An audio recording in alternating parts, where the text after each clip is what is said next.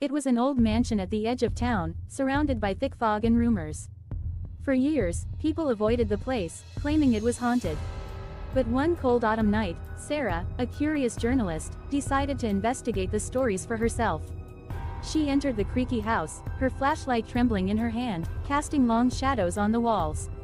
Everything was covered in dust, furniture draped in white sheets, broken windows letting the wind howl. Yet, there was something peculiar about the air, like someone was watching her. Her eyes landed on an ornate portrait hanging above the fireplace. It was of a woman, pale and solemn, her eyes so lifelike it felt as though they followed her every move.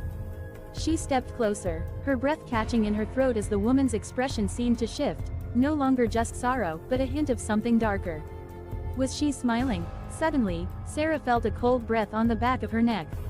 She spun around, but there was no one there. Her heart raced. Then, a whisper, a soft voice, barely audible, came from behind her. "Leave, before it's too late." Frozen, she spun back to the portrait. The woman's eyes were no longer just staring, they were pleading.